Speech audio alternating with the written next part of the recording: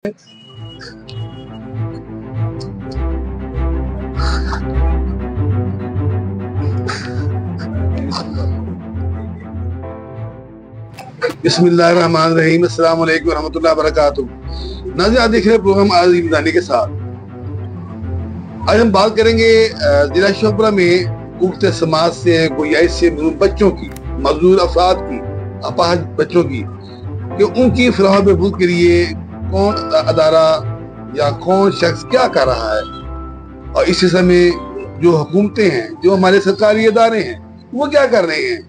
तो ये बड़ा अहम मसला है। ये भी माशरे के शहरी हैं, क्या इन्हें वो मुकाम हासिल है जो एक आम जो नॉर्मल इंसान है उसको हासिल है। इस सिलसिले में हमने बात की है डेफ और डेफ एसोसिएशन के सदर मरूफ समाजी शख्सियत है, और जिन्होंने बेलौल इस मैदान में बड़ी खिदमत करके इन बच्चों का सहारा बने हैं, और सहारा बनने के साथ उनकी आवाज बने हैं।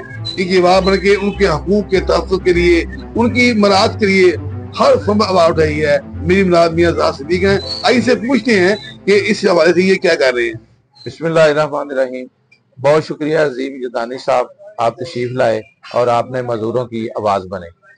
मजदूरों के बहुत ज़्यादा शेखुपुरा में मसाइल हैं। मैं इनसे 10 साल से मुंसलिक हूँ। मैं एक कारोबार करता हूँ और शेखुपुरा से बिलोंग करता हूँ, तो मुझे भी, क्योंकि मैं खुद भी स्पेशल पर्सन था, इसलिए मुझे इनका एहसास था कि स्पेशल पर्सन के मसाइल क्या होते हैं। स्पेशल पर्सन के बहुत ज़्यादा मसाइल होते हैं। मैं तो एक कारोबारी शख्सियत था, तो मेरे कई मसले मसाइल है, वो अल्लाह ताला ने उन पे समझने पर्दा डाल दिया, या अल्लाह ताला की मदद से मेरे हल हो रहे हैं। जो लोग मुस्तहिक हैं, जिनके पास कहीं जाने को कोई चीज नहीं है, वो आम लोगों से हट के अपनी जिंदगी गुजारते हैं। मेरी मिसाल है कि जो बंदा टांग से, पोलियो से मजबूर है, दोनों टांगों से मजबूर है, वो कहीं जा नहीं सकता। हमारे मुआशरे में बहुत ज्यादा मसाइल हैं। हम अगर बैंकों में जाएं, वहां पर रैंप नहीं बने हुए, हम शादी हालों में जाएं, रैंप नहीं बने हुए, सरकारी दफ्तरों में जाएं, रैंप नहीं बने हुए। अगर हम कहीं मुतालबा करते हैं तो हमें नजरअंदाज किया जाता है। मैं इसकी मिसाल देता हूं कि मैं पिछले दिनों एक शादी हाल में गया, तो वहां पे तकरीबन 15 सीढ़ियां थी, नीचे वो बना हुआ था बेसमेंट। वो मैं देख रहा था अब कि मैं अब आ गया हूं, तो इस मैं हाल में किस तरह जाऊं। मैं बड़ी मजबूरी से, मेरे एक चाहने वाले थे, उन्होंने मुझे शादी पे बुलाया हुआ था, और मैं सोच रहा था कि अब मैं किस तरह जाऊं।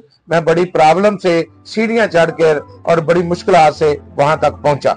ये वो हालात हैं कि जो आम, यहाँ पर हमारी बहनें हैं जो डेफ हैं, सुनने बोलने की कुव्वत नहीं रखती, जो पाँव से, बाजू से, मजदूरी के वजह से घर में अपनी ज़हनी कुव्वत वो भी खो बैठी है।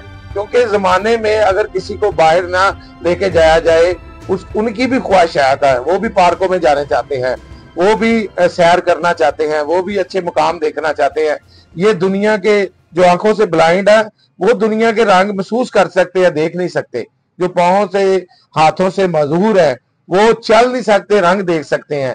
ये रंग किसने दिखाने हैं? ये रंग हमारे मुआशरे ने दिखाने हैं, हमारे दोस्तों ने दिखाने हैं, हमारे अजीजों कारब ने दिखाने हैं। मुझे यकीन करें,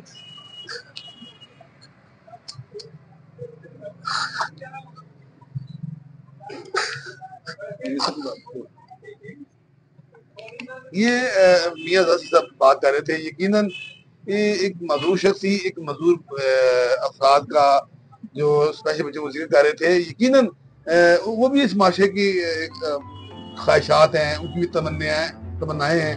वो इस कहने खुशी देखें, अब आंखों से महरूम जो है, सिर्फ बात कर रहे, टांगों से मजबूर है, वो चल नहीं सकता, किस वक्त शादी में दाखिल होगा, किस तरह वो तकरीबन जाएगा। क्या इस पर हुकूमत ने कभी तवज्जो दी है?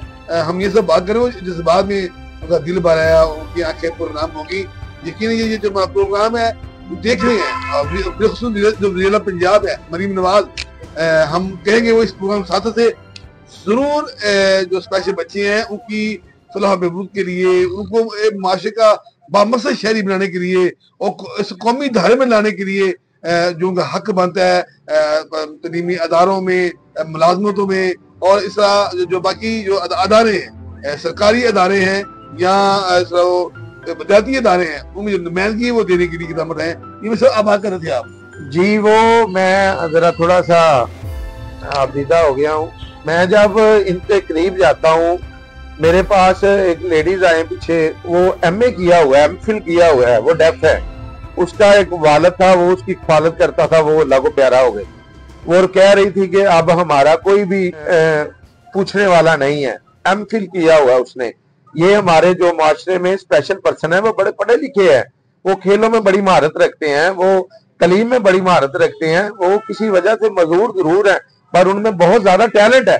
हमारे माशरे में जो खेलों का मैदान है, इनने कभी इंटरनेशनल लेवल पे इन्हें सपोर्ट नहीं किया। हमारे जिले लेवल पे कभी कोई डीसी साहब ने प्रोग्राम नहीं करवाए, कभी स्पेशल पर्सन का। यहाँ भी ये बड़े बड़े जो पगे डाल के आ जाते हैं, बड़े बड़े चौधरी हैं, वो फोन करवा के डीसी साहब के पास बैठ जाते हैं। डीसी साहब ने कभी आज तक स्पेशल पर्सन की मीटिंग नहीं की, स्पेशल पर्सन का कोई प्रोग्राम नहीं किया, कोई खेलों का। कौन बताएगा ये, किस पे ये नजर डालेगी? ये तो हमारे कुछ साथी दोस्त हैं, जिस तरह अजीम युदानी साहब हैं, ये दर्द दिल रखते हैं और ये लोगों के मसाइल, मैं इनको अप्रिशिएट करता हूँ। इस तरह दूसरे साथियों को भी चाहिए कि अच्छे काम करें। अल्लाह को जवाब नहीं देना कल ने, अल्लाह के हुजूर पेश नहीं होना, बाकी सारे काम इधर ही रह जाने हैं।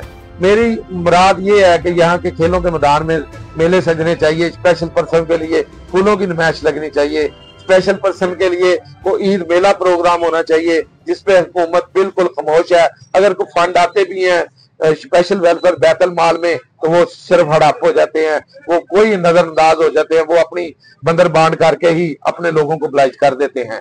साहब, अब ये बताइए जो आपकी तंजीम है, आप अपनी मदद करा दिया अपने दोस्तों से, किस तरह यहाँ जो इसके सालाना अखराजात हैं उस तंजीमों से क्या करते हैं आप मुख्तलिफ इवेंट्स पे या खुशियों के मौके पे, या उनकी रमिश किस तरह शीक होते हैं, नाज़िम बताइएगा।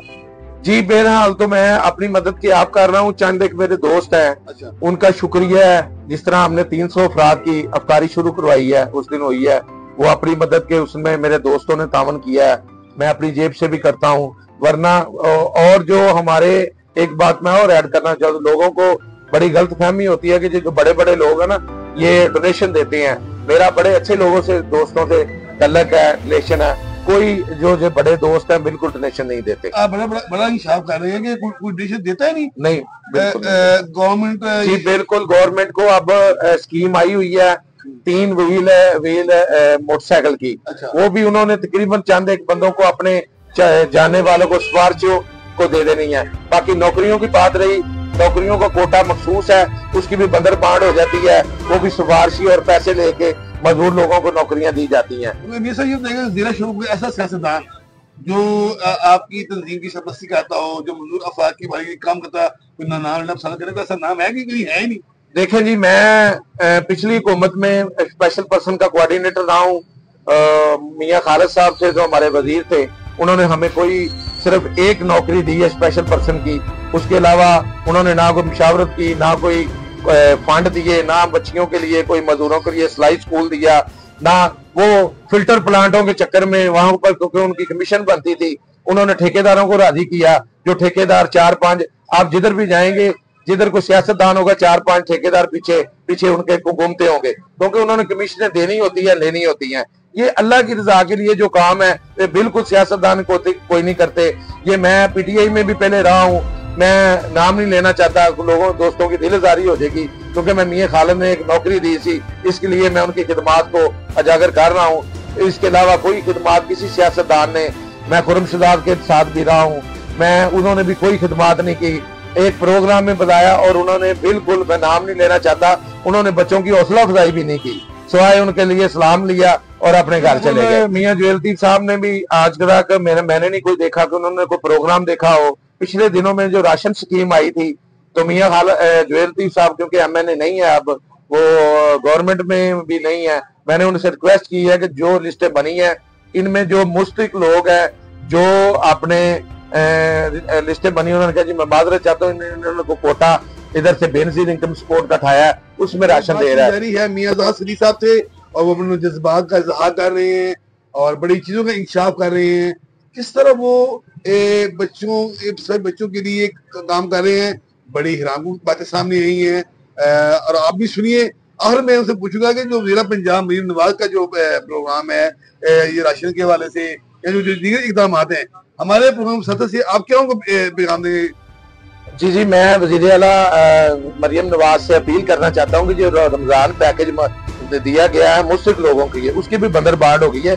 आपने ड्यूटी सेक्रेटरियों की लगाई थी, जो यूनियन काउंसिल के सेक्रेटरी होते हैं, उन्होंने अपनी किसी बंदे को मेरिट पे नहीं दिया। जितने मजदूरों ने अप्लाई किया या जितने मुस्लिम लोग से उन्होंने तक नहीं, जो हमारे चौरी बंदे थे उन्होंने वो अप्लाई किए। आप इसकी इंक्वायरी करें, मेरी डीसी साहब से भी अपील है, इसकी इंक्वायरी करें और जो इसमें नौसरबाजी हुई है और जो नौसरबाजी करवाने वाले हैं उसको सबको उनको करफरे तक पहुंचाया जाए। जी, आपने नाज़रीन, आपने मियां साहब की गुफ्तगू सुनी, उन्होंने अपने जज्बात का इजहार किया, उन्होंने मैसेज भी दिया, हमारा ज़मीर भी जोड़ा, हमें जगाया भी और हमारे ज़मीर को मुखातब भी किया कि हम क्या कर रहे हैं, हमारी हुकूमतें क्या कर रही हैं, हमारे शहर के जो चौधरी क्या कर रहे हैं, अरकान असम्बली क्या कर रहे हैं और जो मुखिया ज़रात हैं, साहिब सरबत हैं, वो क्या कर रहे हैं। हमें ये बहुत बड़ा अलमिया है।